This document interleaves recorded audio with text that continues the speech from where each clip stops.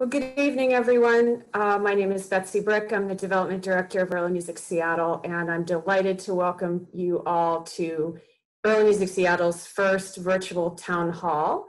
And tonight I am joined by a panelist of Early Music Seattle's leadership, Executive Director Gus Denhard, Music Director Alex Weimann, and Board President Jim Hessler. And they are going to be speaking on a variety of topics tonight that have sort of been the cornerstone of the work that Early Music Seattle has been doing over the last few months. So welcome, gentlemen. Thank you so much for taking the time to join us tonight. And so before we dive in, I just wanted to give everyone an outline of sort of what the evening is going to look like. Of course, we can expect the unexpected being a Zoom call. But what we're basically looking to do is have each one of our panelists speak on a specific number of topics. And then we're going to leave time at the end after they've shared for some Q&A from you. And I will be reading some questions that were pre-submitted before this event, and also fielding questions from our Q&A box, which you will see at the bottom of your screen, that you can type into live, and we'll be taking some questions from that. So that's how it's going to work. The one request that we do have is that you center your questions to the topics that were just discussed. If you have questions that fall outside of what we're going to cover, there's going to be time before the end of the event to ask those questions during another Q&A session. So just save them for that. As far as a little bit of Zoom etiquette, your audio and video have been switched off for this event.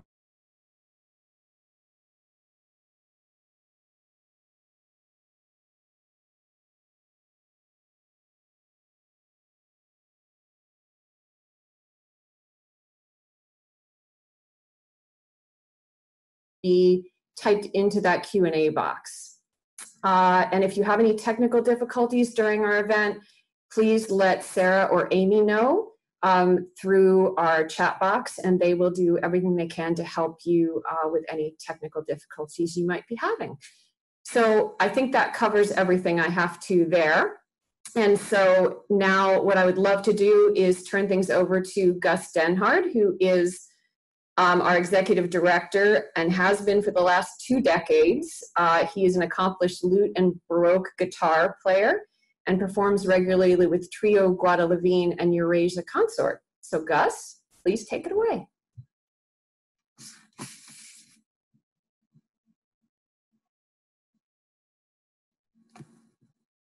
There we go. Auspicious beginning. It's a pleasure to see you all here. Some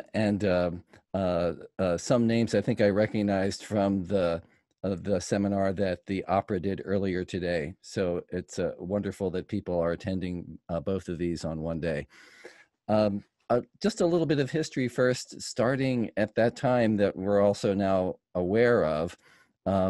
Early Music Seattle had launched into this season at full speed. We were having the best year we have had for many years, well ahead of our marks for attendance and donations. And I think the last performance that I remember was Montezuma, Vivaldi's Montezuma in Town Hall. And then after that, as you know, there was nothing.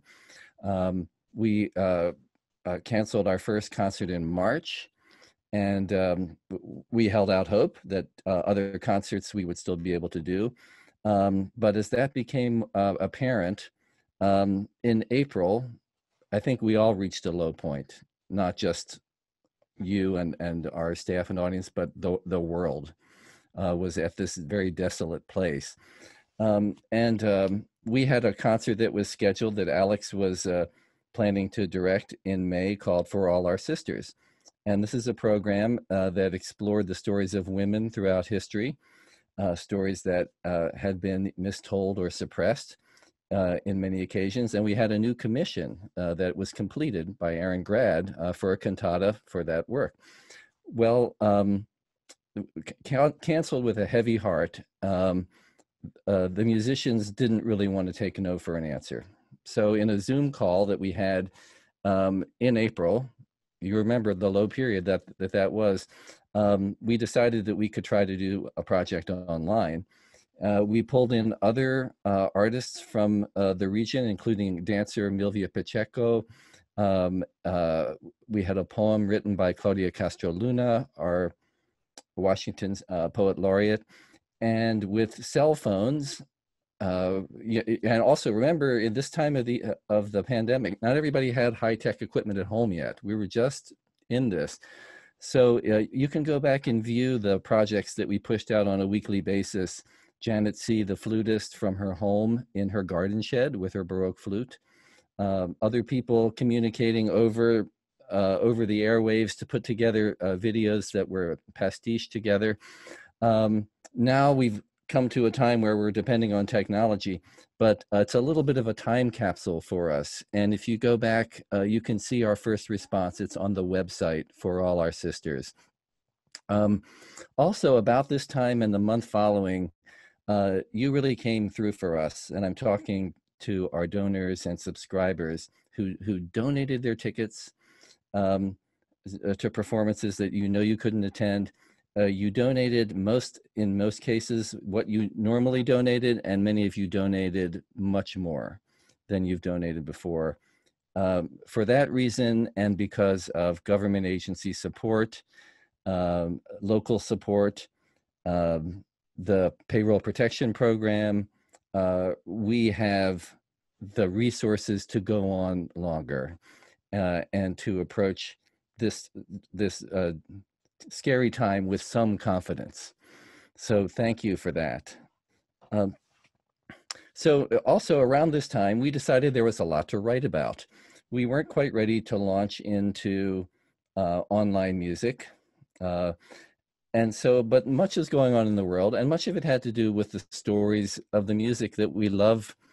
So it seemed like it was time to write. And so during this time, we started producing playlists of music from around the world, music from ancient traditions, Europe and others, Asia, Africa, Latin America. If you view them on our website, you can see at this point we're just sort of doing an exploration. Along the same time, we developed a blog and writing on different subjects. You'll see articles in there about justice in music at the moment, and also musicians' experiences and their responses to the pandemic, their personal responses. Focus on Asia is another 5-concert series of articles that was started in response to the scapegoating of Asians for the spread of corona. And in the research that went into that, we discovered that the amazing contributions that Asians and Asian Americans make to classical music and early music in great detail. And you can also read about that on the website. That all led to an expansion of our newsletter, Clef Notes. So if you haven't subscribed to the Friday Clef Notes, you should.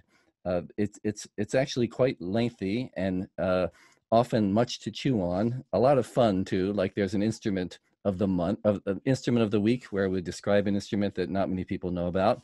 And Amy Tullis, our marketing director, is the editor-in-chief of that publication. Around the same time, we started dipping into online music with a partnership with the King County Public Library System.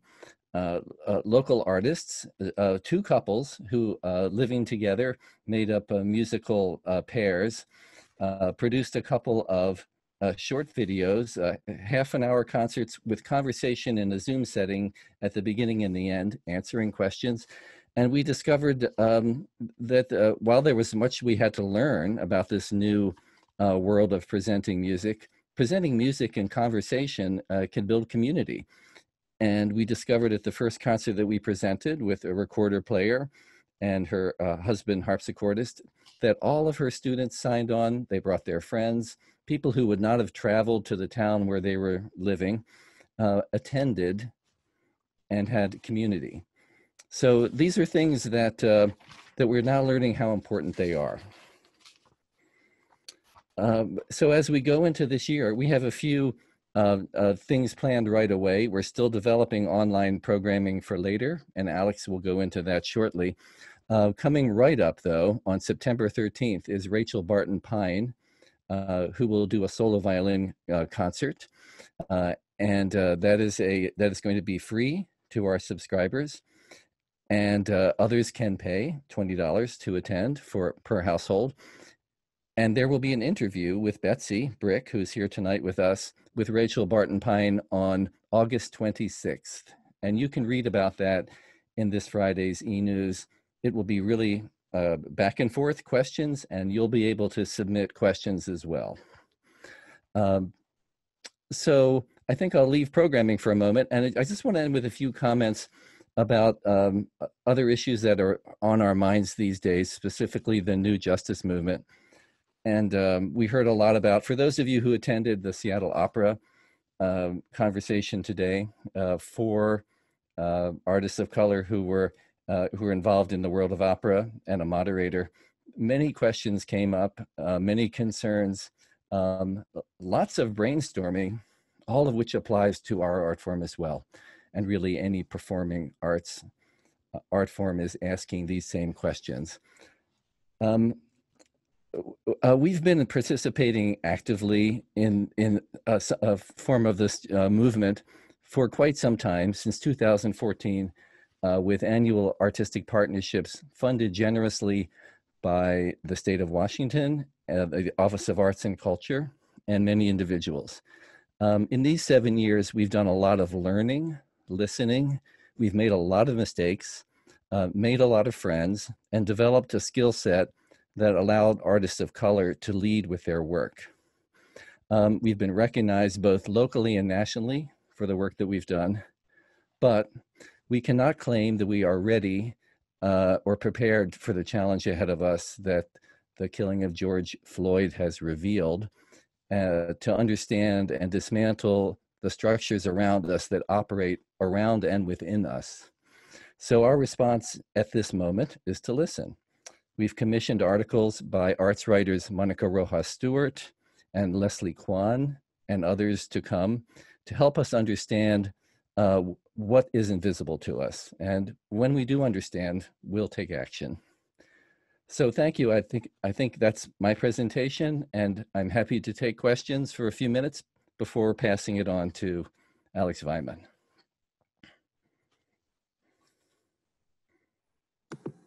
Well, thank you so much, Gus. I do have a couple questions that were submitted by some people in our audience tonight, and maybe some people who haven't been able to join us for this event live.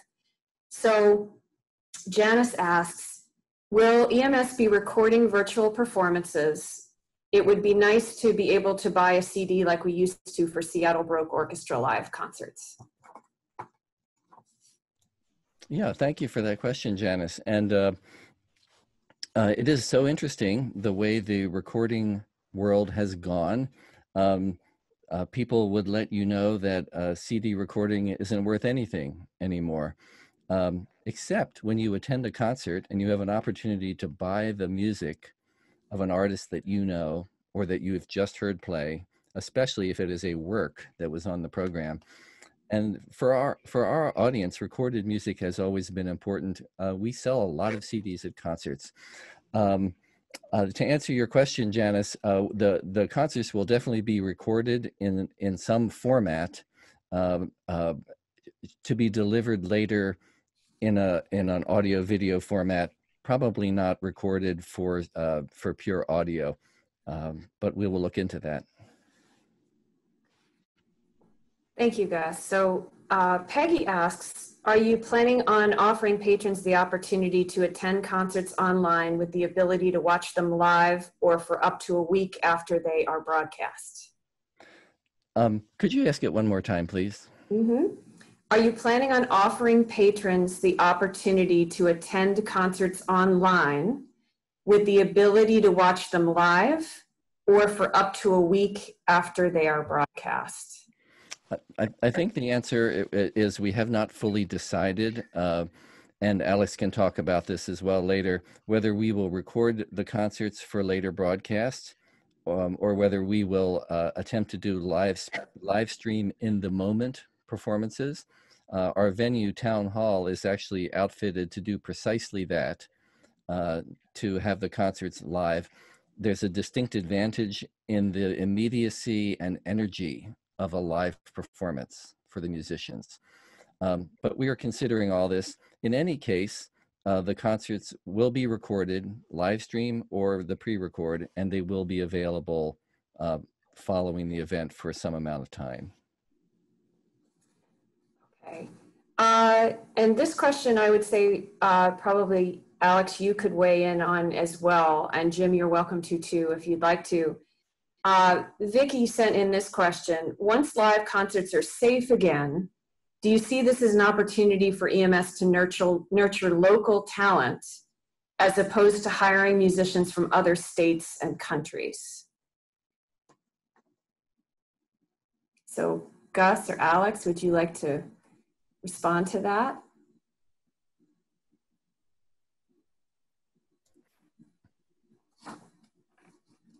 Yeah, I would love to answer to that. Am I unmuted? Yes. Can you? Yeah, I can hear you just fine. Well, I think we can do one thing and don't have to let go of the other. So I don't think it's an opposition sort of question that we would have to consider to record only local people and not invite anybody from outside. But I do think that what we can learn in that situation is, while traveling is either impossible or very difficult or very dangerous, is to appreciate, if that makes sense, the local scene of musicians more than we would perhaps if we had unlimited access to the international scene at our doorstep, which we were kind of used to. One of the things that I found interesting when the lockdown started and we were sort of flooded with the new situation that nobody could really imagine beforehand. And I remember hearing a few times, especially from stock market analysts, the term black swan. So that whatever came here upon us is so unexpected, and it's so rare, and it's so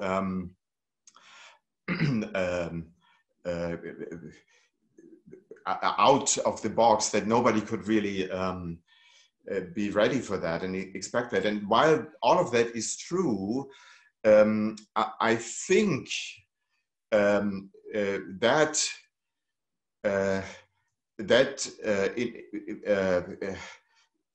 disease, that infectious disease, did not come out of the blue, and it's actually not a black swan. It didn't come out of war, it didn't come out of conflict, it came out of our normal, usual life. And I think in what we can learn here is that what we liked to take for granted and to not really think about, which is international travel is always easily possible, we shouldn't take for granted, and we can't right now. So that's a little long and winded, but it's an answer that yes, this is definitely an opportunity to appreciate the local and to rely on that, and to realize we don't always need to go very far to find the very interesting. Thank you, Alex. Gus, do you have anything to add to that? Not particularly, although as I mentioned earlier, it is the fact that we do have local artists in our region, wonderful performers who are available during this time, that allows us to even consider a season at this moment. So I do think the calculus will be different after this season, and we will have experienced a local season. Mm-hmm. If I can just add to that, I think one of the important things to remember about local musicians is that they're not just performing musicians, they're also teachers, they're educators. They help to establish an overall interest and a culture of interest in the music by living in the community. So when we see them on the stage, that's not the only time they're having an impact on what it is we're trying to accomplish. So I think that's also very important to keep into consideration. Absolutely. So this question came in from Nancy. Would Gus, I think this may be directed specifically to you, would you speak to the plans you have for education and outreach for students this coming school year? Yes, and of course this is very challenging. We know that in the coming weeks, teachers are scrambling to put together online curriculums, and what they may have at their fingertips is in some ways too much material to choose from in terms of enrichment.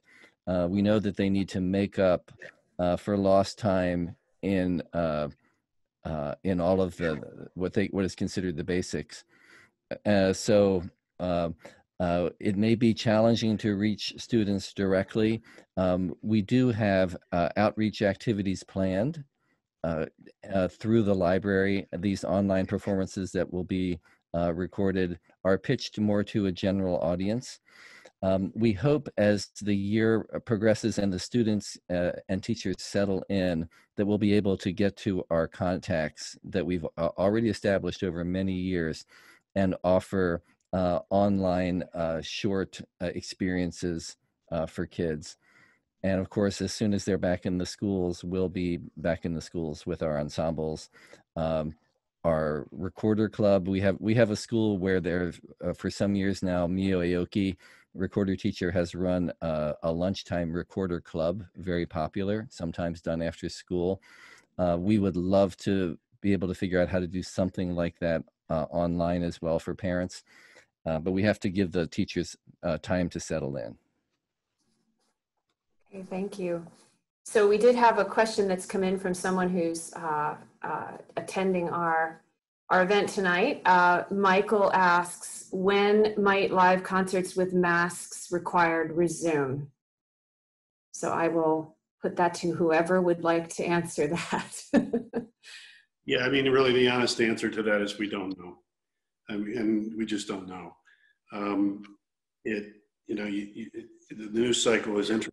You see some encouragement. You see the curve bending in the right direction, and then a few weeks later, I think everybody gets a little bit comfortable, and all of a sudden we're back into a situation where the cases are rising again. So I don't know the answer to that. I mean, when you're out and about, and you're seeing people who aren't wearing masks. Ask them to wear a mask, because if we all do that, the answer is we'll be able to get together sooner. I think we're out. If I was a betting man, I'd say we're out till the fall of 21. Gus, Alex? I'm not sure I have much to add.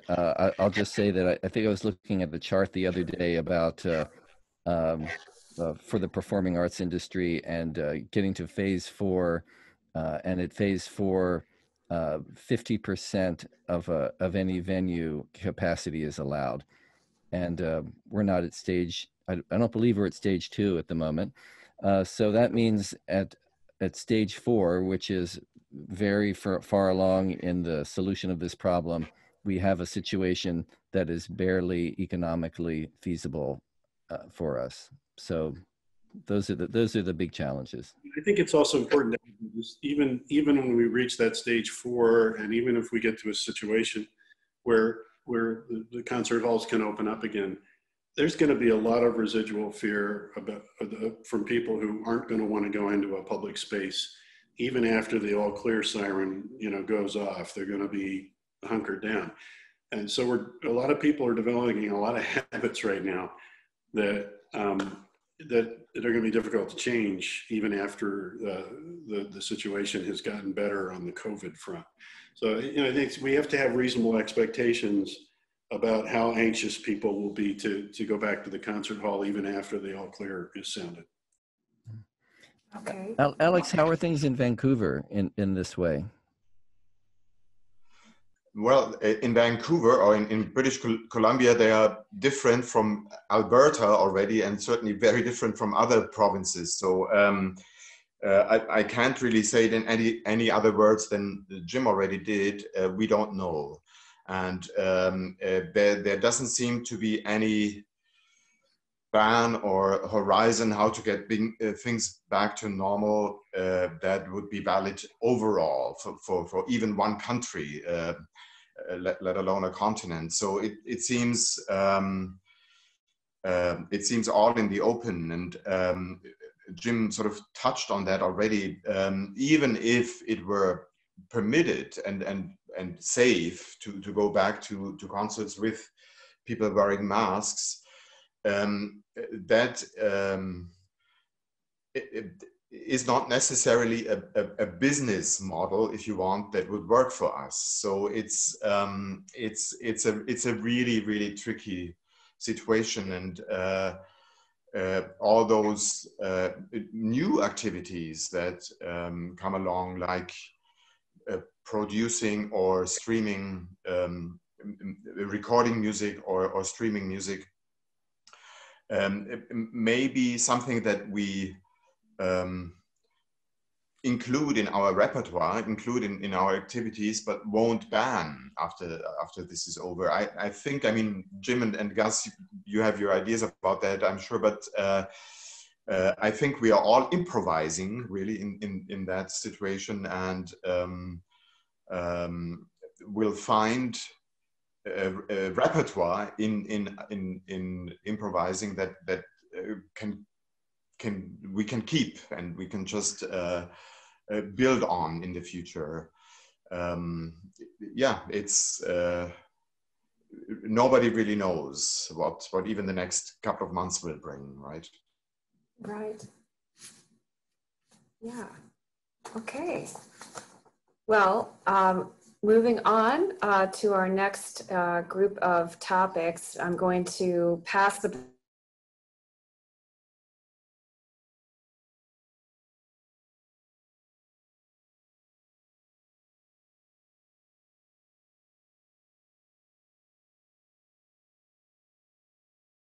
orchestra, and among other things, and is joining us tonight from Vancouver. So Alex, I will turn it over to you. And it looks like his screen might be frozen. And it looks like he's going to try the technique of logging out. There he is.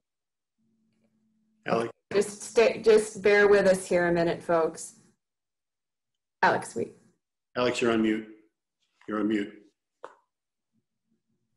Sorry, I was just removed for some reason, and now I'm glad you're back. Don't read anything into that, Alex. No, I won't.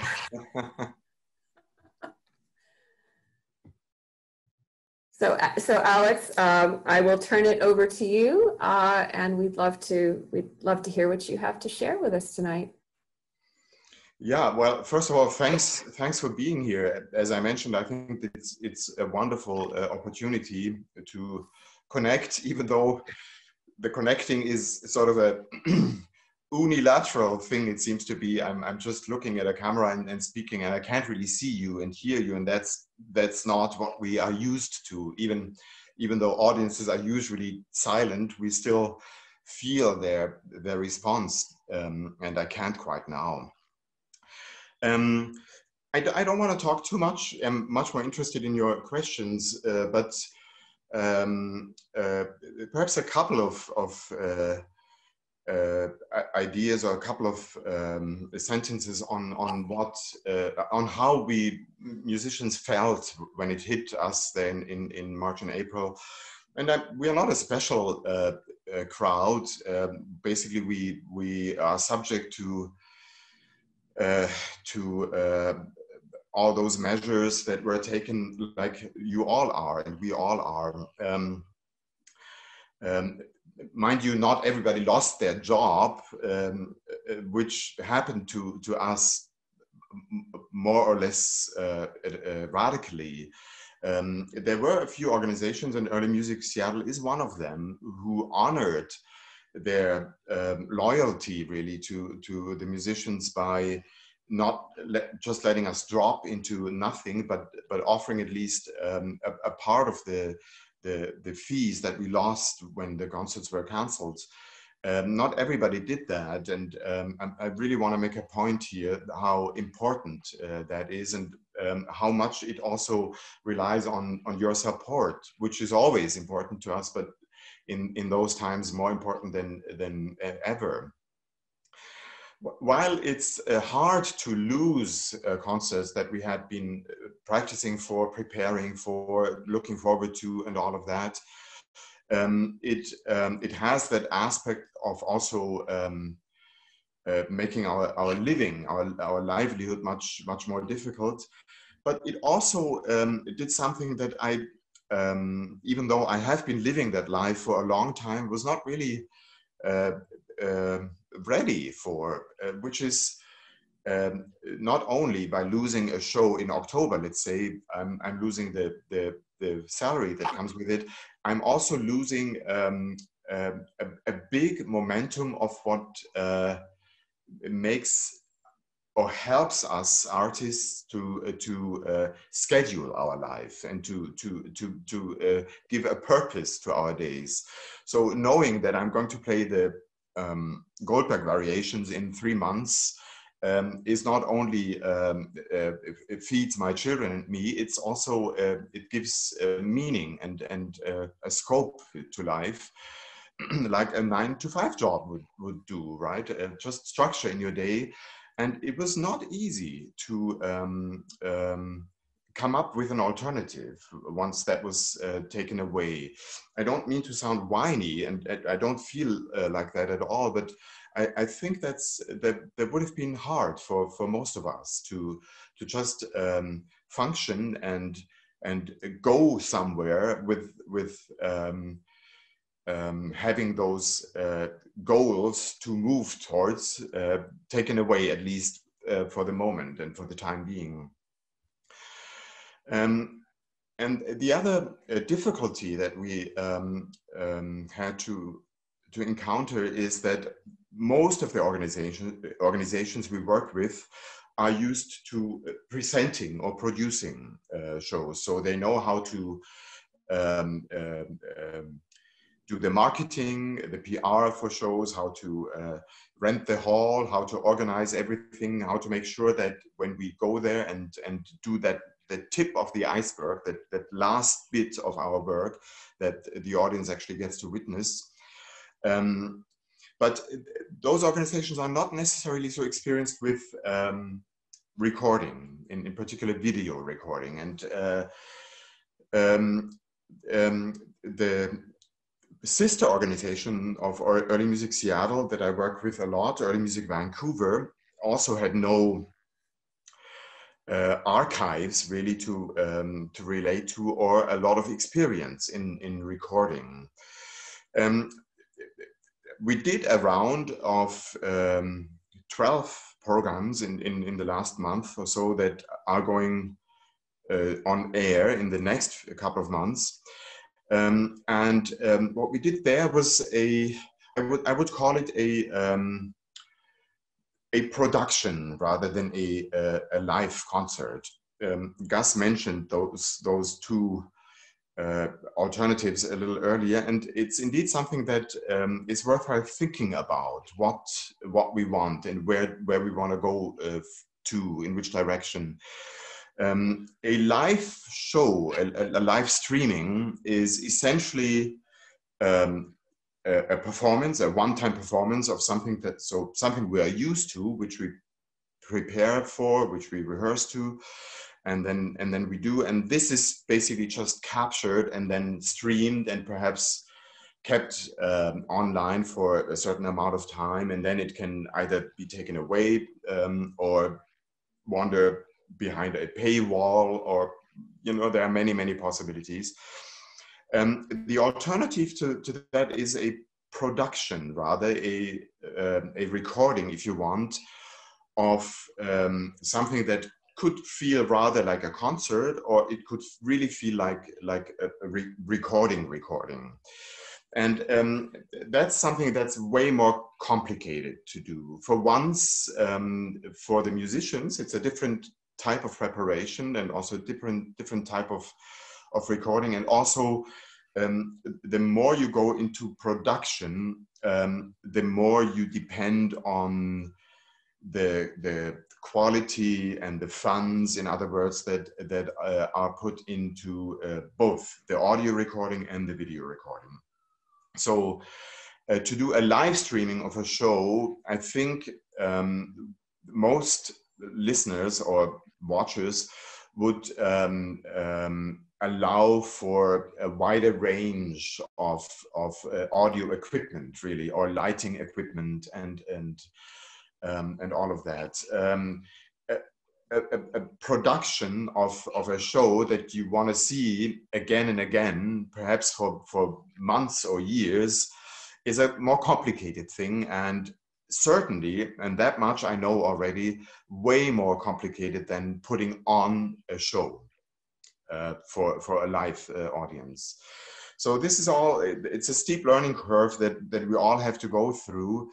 But I was very, very pleased and very grateful and optimistic when Gus told me that Early Music Seattle is considering going there. And while I know that we don't have a business model to build on, and while I know that we are taking a lot of risks, artistic risks perhaps the least, but financial, administrational, logistical, and so on, risks, I'm still, I think this is a wonderful way. This is the right thing to do, and will certainly make mistakes in doing so, but I think it's the right thing, and I'm grateful to be involved, at least in programming and helping right now with those things, because as you know, I can't easily cross the Canadian-American border right now.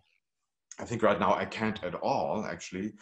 And even in a while when it will be more easily possible, it likely is going to mean for me that I self-isolate every time I return to Canada, which if it's well scheduled, can be done, and it's totally fine. But it does break my heart that I can't be part of that Bohemian program with the wind instruments, for instance, that we are looking at as the first recorded program, and also the following one. So I hope that this really bad situation won't be as bad soon, and that step by step and gradually we can move to a new normal, if not the old normal. And right now, Gus and I are in intense exchange about finding the best programs, because as you probably imagine, it's not only about the audience that is or is not allowed to be there. Even making music is not an easy thing right now. And that's perhaps the last idea that I will share with you, coming from one of the programs that I recorded a couple of weeks ago. I talked to one of our string players. It was a one on a part, so small complement, because not many people were allowed on stage. And of course we had to obey the minimum distance regulations. Funnily enough, flute was possible indoor in Canada, so it didn't violate any rule. However, we had to be in bigger distance from the flute player than from all the string players. But even the string players had to be at least 2 meters apart. And that one player I talked to, she said to me, Alex, it's wonderful to be here and to make music again, and it's great to be playing. But I have to admit that even though I am playing, I feel I'm not playing. And I think I understand what she meant by that. We are, of course, used to and are seeking that situation and somewhat dependent on that, to be close by and to really hear, and not only hear, really feel what our colleague is doing. And even those 2 meters are hard to build a bridge over that distance. It reminded me of an article that I read where a philosopher said, well, one of the difficult aspects of those times is that we are body beings. We humans, we have a body, and we are not just ethereal, is only spiritual beings. We have bodies, and those bodies want to meet other bodies. They need to encounter other people, really. And as we are deprived of that way of real encounter, we are actually missing out on something that's deeply human, which is realize ourselves as a physical being. And I think that's what you had in mind. So while we still could play together, it was not the same thing. Mm-hmm. And it missed a visceral but essential aspect of what we do. So while it's totally impossible to actually make music together online, for once, because of quality of sound and all of that, there is no real simultaneity. So when 2 people do the same thing online at the same time, they won't hear or see it really at the same time. So there's always a little bit of a delay, which is fine in a conversation, but it's absolutely prohibitive when it comes to making music. Mm-hmm. So while I'm grateful, and while I think there is a huge potential in that virtual performance and recording business, I'm still I know that I'm still, I won't be happy until we are in one room again and have real synchronous music making, and have the people there listening at the same time and sending whatever spirit it is through that listening back to us musicians. And while we need to help ourselves for the time being, I still, that's what I'm really looking forward to. Okay, wonderful.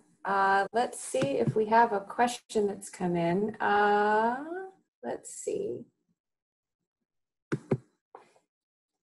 So James asks, what creative opportunities do you see in this new virtual concert platform for Seattle Baroque Orchestra?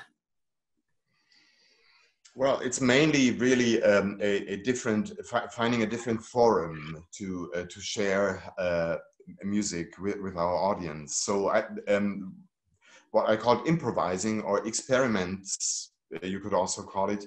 I think we need to learn from that.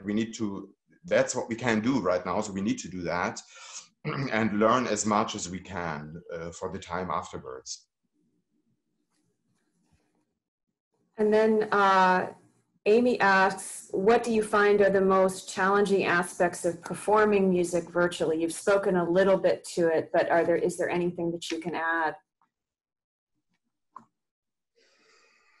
I think that the biggest challenge is what we experience right now here as well, is that we communicate, but it's a little bit into the nothing, into the blue, right? You don't get a reaction. And while it's weird, because in our classical world, the audience is supposed to not really react, to not laugh or to clap within movements or in between movements. I'm not even sure that rule of conduct is so good, but while we follow it, and while even in live performances, you don't get a lot from the audience.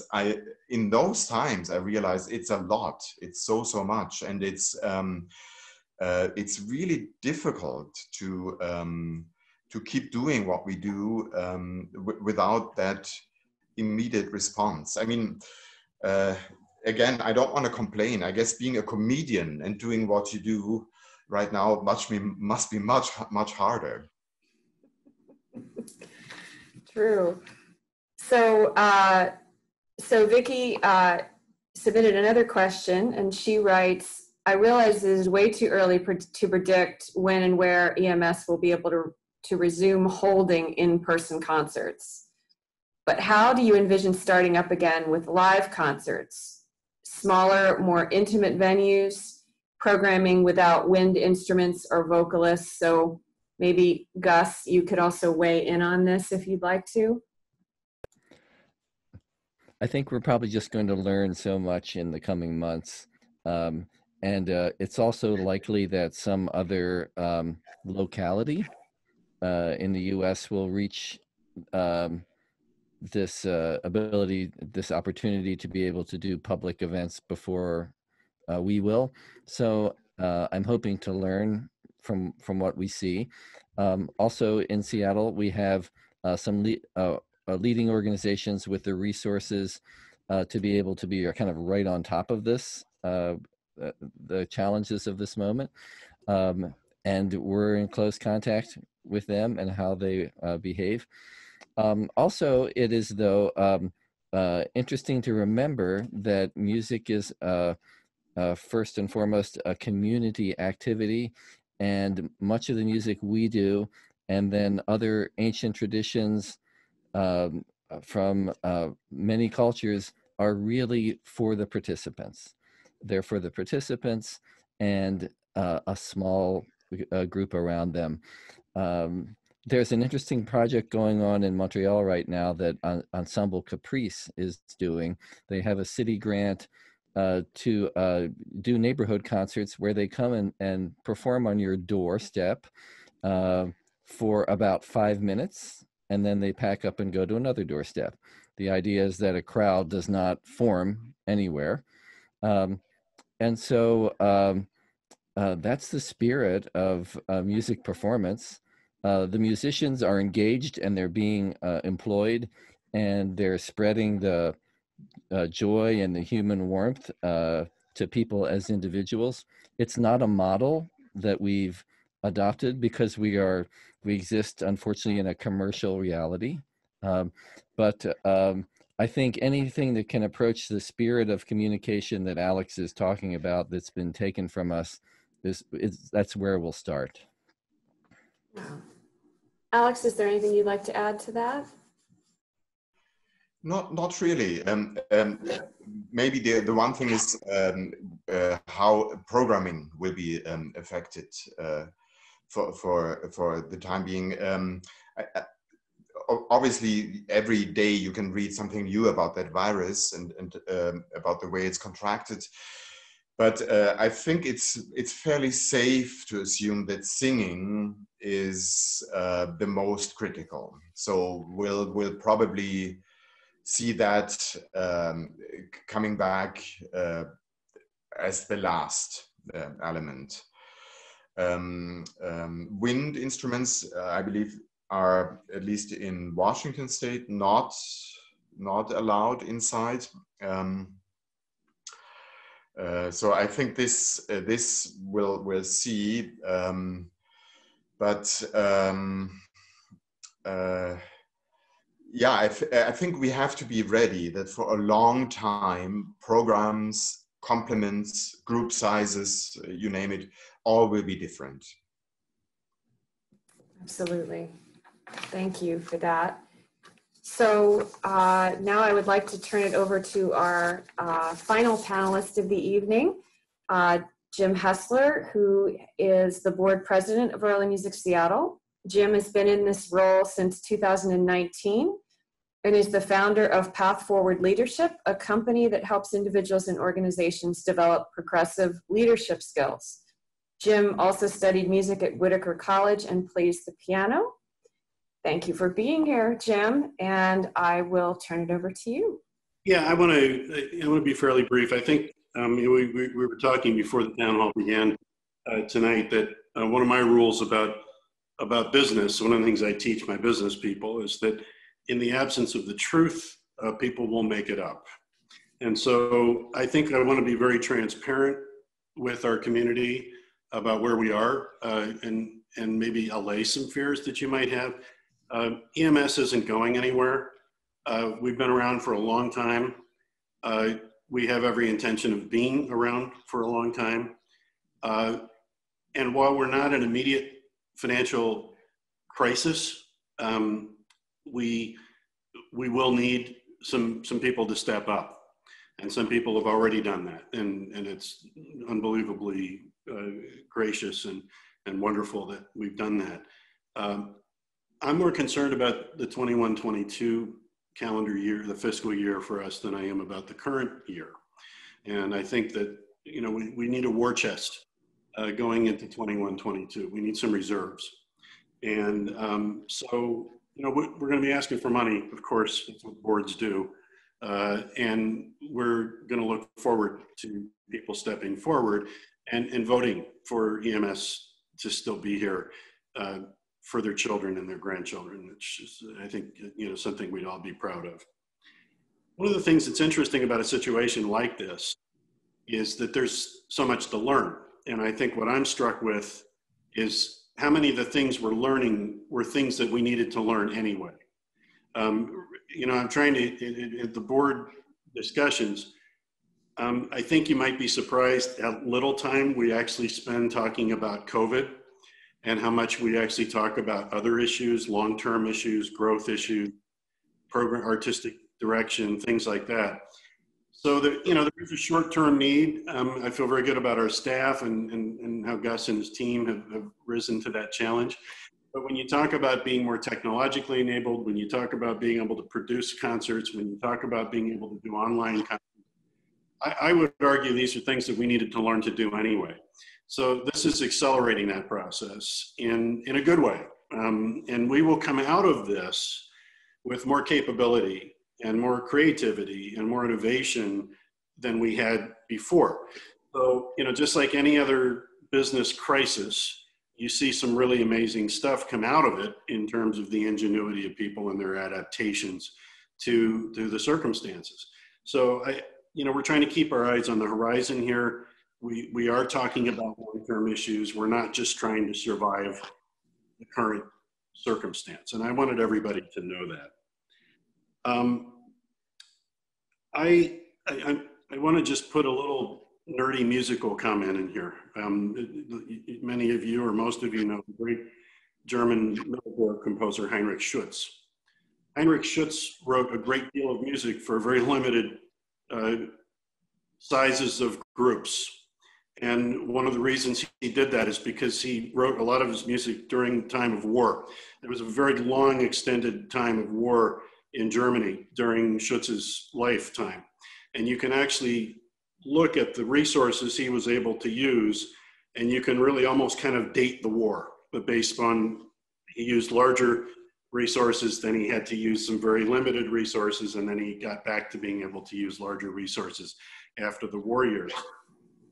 So creativity can exist in very difficult circumstances. In fact, sometimes it thrives. And so we're hopeful about that. We're hopeful that we're not curled up in the fetal position feeling sorry for ourselves right now. There's a lot we can do, and there's a lot that we are doing. And I just wanted to make sure everybody knew that. I want to just actually add to something that, that Alex said. I'm a musician. I need to perform. I'm not a professional musician, but I do give recitals from time to time. Why do I give recitals? Not to show off, but because it makes me practice. If I know I'm going to be playing for a group of people, I just work much harder at the piano. Musicians need to perform. So whatever opportunities we can give them to do that, even if it's on a very small scale, it's just good for their rhythm, their muscles, their discipline, their artistic sensibilities. This stuff withers on the vine if it's not picked and consumed. So what the last thing I'll say is I think we've got an outstanding board. We have had some retirements this year, and the board is, we would like to recruit new board members. We're going to be fairly selective about that. There's certain types of talents and skills that we feel we need. But we would like to invite anyone. It may not seem like a great time to sign up for a board of an arts organization. In fact, it's exactly the right time. We really could use your help. We could use your creativity, and we could use your enthusiasm. So this may, again, it may seem counterintuitive that you would consider joining a board of an arts organization during this weird time that we're in. This would be a great time for some people to step up and join the EMS board. And so please contact us and let us know if you have interest in that, and we'll walk you through the process. I also want to say that the board is very, very committed to working with Gus and Alex to find balance in our programming. I think we're very committed to the idea of expanding what early music means. I also want you to know that if we do that, as we do that, which we've already been doing, we will continue to be the stewards of our traditional concert material and our traditional commitment to Renaissance and Baroque and Middle Ages music.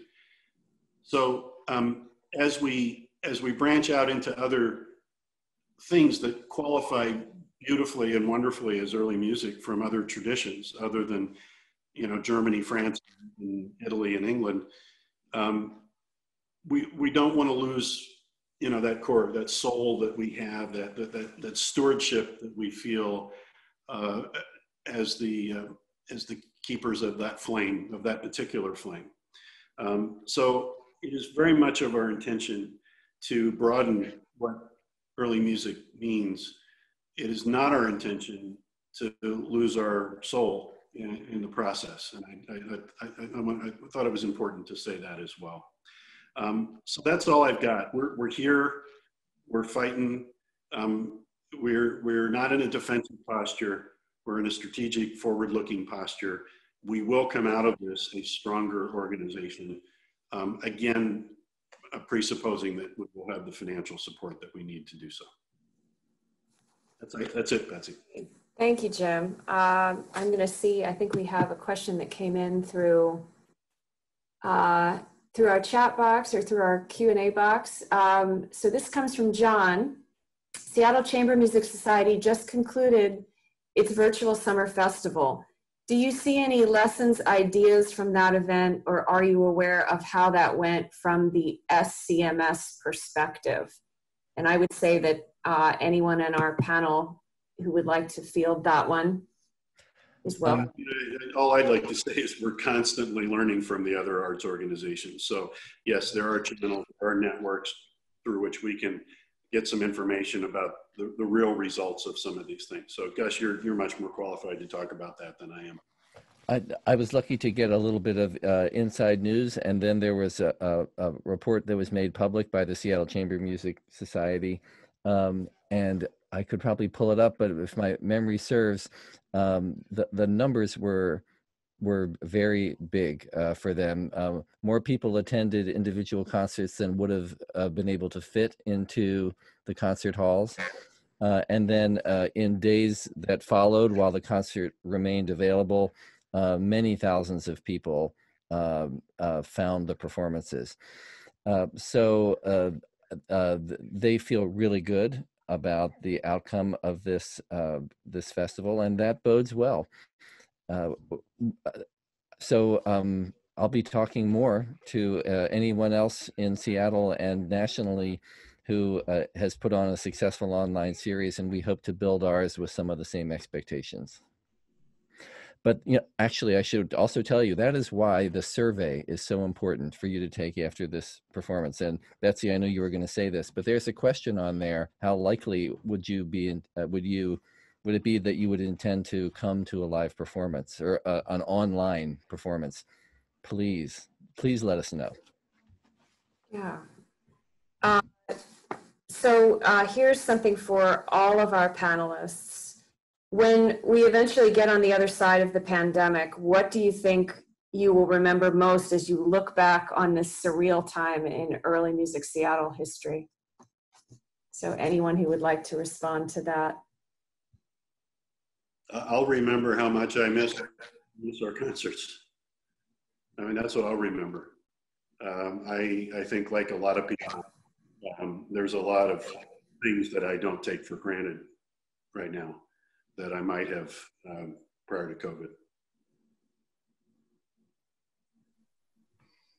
Yeah, I definitely can relate to that and share that. I think what I will also remember is how touching and how moving and how encouraging it is to hear your ideas and to see everybody looking for alternatives, looking for other options, to find ways for us to convey what we want to convey. Yeah, I think it's something that's empowering to listen to you, Jim and Betsy and Gus, and to hear your questions. That's certainly something that I won't forget. I think I'm also going to remember how the arts community, I think, has really come together over this. I think there's some relationships and some alliances and some networks that are being built now because we all have this kind of shared pain that, again, will serve us over the long run. I think the arts community will become closer together to everyone's benefit. Yeah, it certainly removed any reason for competition or your professional jealousy, anything along those lines. I'll just, there's a staff person who isn't here tonight, and that is Ann Stickney. And if you're a subscriber or ticket buyer, you know Ann because for nearly 20 years, she's been sitting at the ticket table. And if you call our number, she picks the phone up, which is currently in her house, as you can imagine. And Ann loves to get your phone calls, actually. Some of you call to ask questions that we all know we don't have the answer to, but the fact that that conversation is taking place is reassuring. And the rest of the staff and the board eventually hears about every call that comes in like that. So if you have a question, call, and there'll be somebody to talk to. So we have a question that's also come in through from Pam, and it's a long one, so I'm going to see if I can read this here. So could you comment, this is for any of the panelists, could you comment on lessons learned from the Live from London choral concert series going on now, presenting groups live on a stage distance with no audience except for the tech folks who are also recording the concerts? It's presented live and also recorded and available later online. It's all choral ensembles except for the Academy of Ancient Music, which was presented last Saturday. Some of the groups also hold an informal Q&A sitting on stage with the audience afterwards. So basically the question is, can you comment on any lessons that may have been learned from the Live from London choral concert series, if you're familiar with it? And Alex, are you familiar with what they were doing? I have to admit, I'm not particularly either. Part of what Pam described seems to resonate with Alex's description of the project that Early Music Vancouver did, where they had a sort of a slightly high-end video recording sessions. What I really like about what Pam is describing is interaction after the event. And possibly for and during.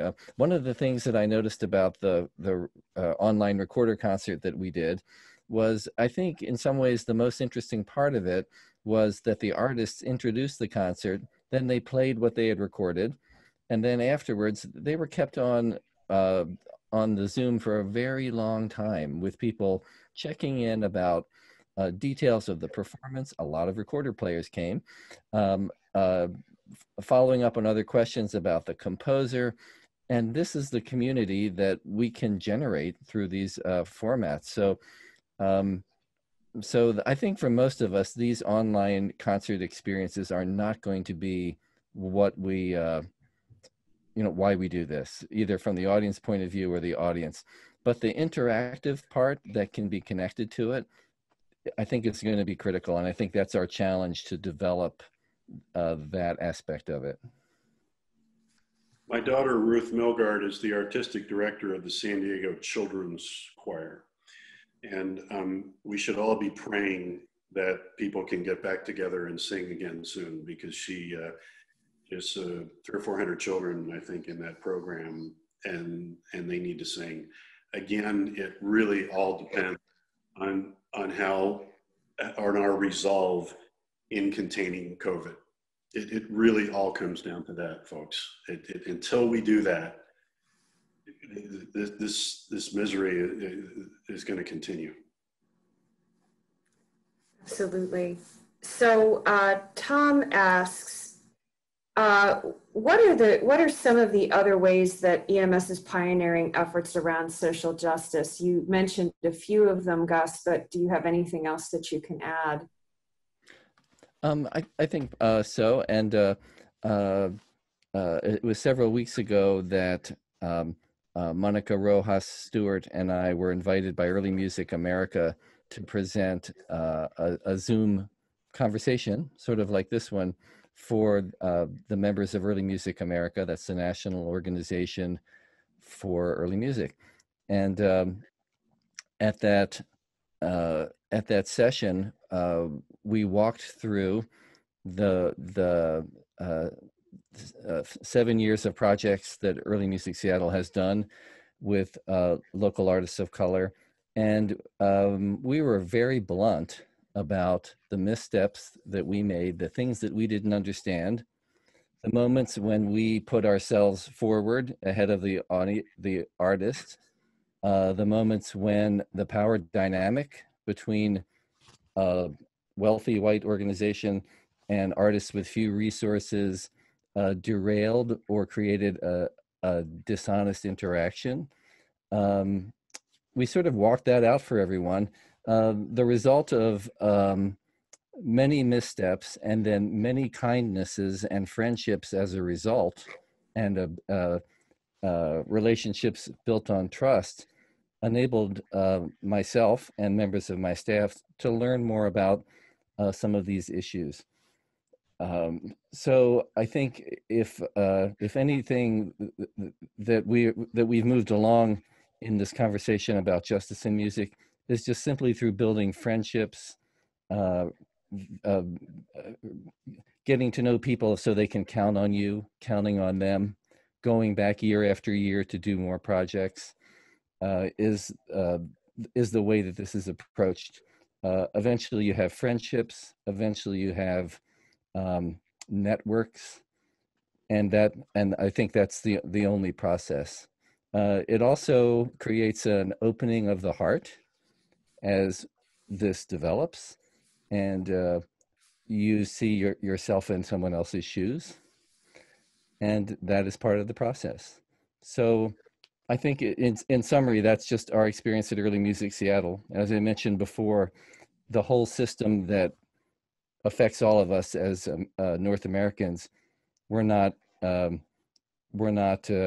any further ahead of the structural aspects than any other organization, but we do have some personal experiences and a network that can help us learn. Okay, let's see, I'm checking. If I would add anything from the board perspective, it would just be to say, this is a topic we have to approach with a lot of humility. I think Gus just personified that for us. I would invite our community to both hold us accountable and also to exhibit patience. This is complicated.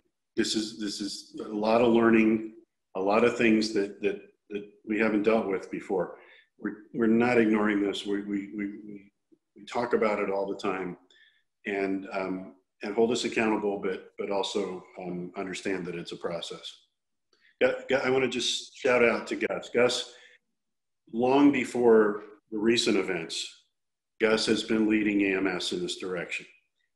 So the concern about this isn't a new thing with EMS. It's not just something that popped up for us in the last 6 months. it's something we've been talking about for a long time, and tip of the hat to Gus for leading us in that direction. And sometimes it's slower than we all want it to be, but it is happening. We are approaching it with humility. And when you're humble, you have a chance to learn what you need to learn.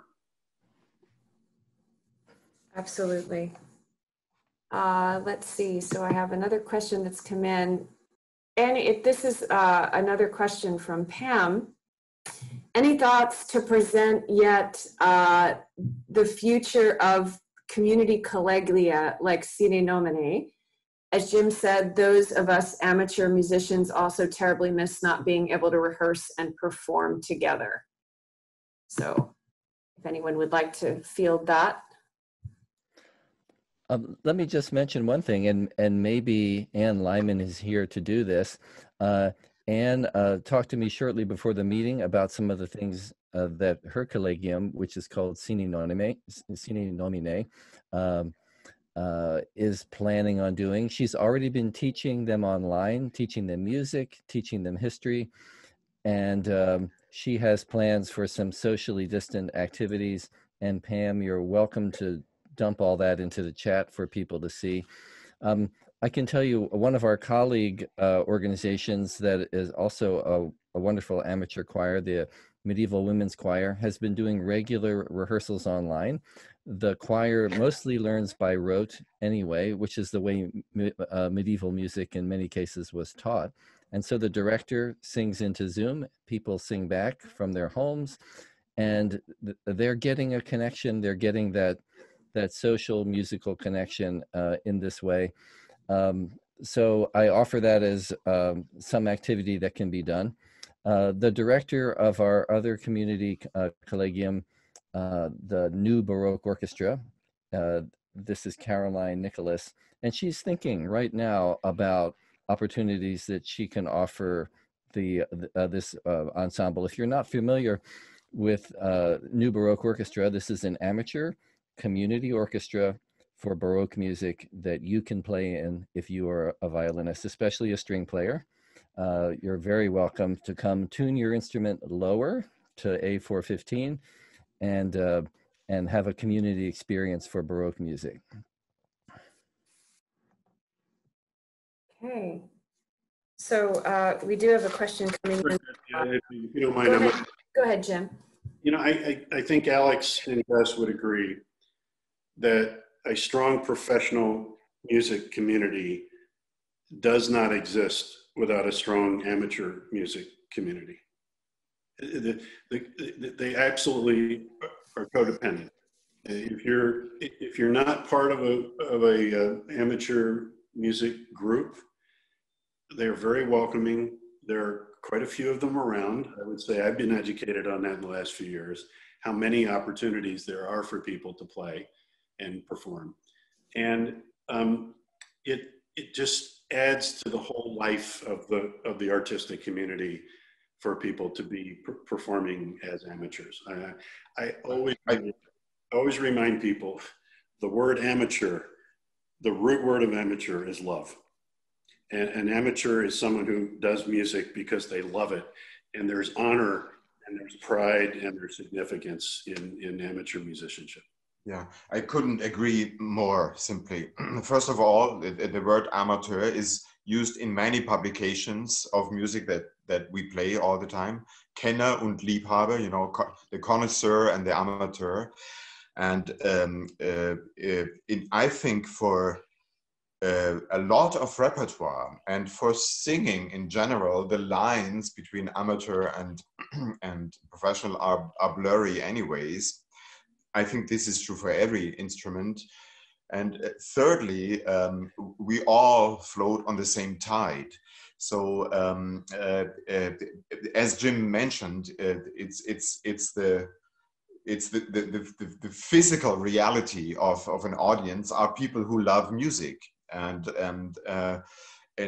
beyond that physical aspect, there is something spiritual, I guess, because in every city that has the most interesting concert series, you will also find the strongest and most active community of players. Absolutely. Absolutely. So let's see, there was one more question that I had here. So Jack asks, how can we support EMS at this time and help it adapt and thrive as it continues to weather its storms? So whoever would like to respond to that. Number one, show up for our concerts. I mean, you know, it's going to be a different concert experience. The more clicks, the more people we have viewing these concerts, the better off we are.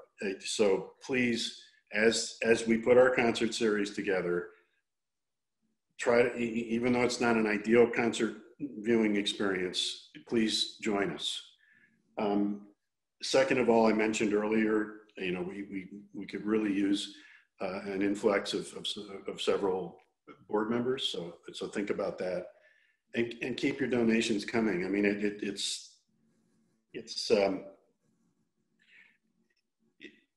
we need a war chest. We need a reserve, and so the donations become obviously lifeblood at this point. Those are my suggestions. And we need your impressions and your opinions. So this is one reason why tonight has been so important. You may have my email at this point. It's gus@earlymusicseattle.org. And if you have an impression or an opinion or an idea, something else that somebody's trying somewhere, please just send it along, and we'll be grateful to hear it. Great. Well, believe it or not, I think we've actually gotten to all of our questions. So unless anyone else has any to add before we sign off, you're welcome to type them in the Q&A box right now. You'll also have an opportunity to contact us directly. We'll be sending out an email that will have some addresses, email addresses for you to ask questions if you'd like to any of our panelists or anyone at Early Music Seattle. So I would just like to thank everyone for joining us this evening, and to all our donors and subscribers, you have our heartfelt thanks for your continued support of us during this time. And I want to thank our panelists, Gus Denhard, Alex Weimann, and Jim Hessler, for taking time this evening to talk to us and participate in this event. I also want to acknowledge the great work by our behind the scenes Zoom team, Amy Tellis and Sarah Thompson, who kept everything running so smoothly this evening. And finally, you will see a link in the chat box to a survey. As Gus mentioned, we'd love to have you take a moment to let us know what you thought of the event tonight. You'll also be receiving an email in the next few days with email addresses to get connected to any one of us. We will also have links to our upcoming programming with Rachel Barton Pine, as well as the link to the survey. So I just want to thank everyone again for spending your evening with us, and be well and take care.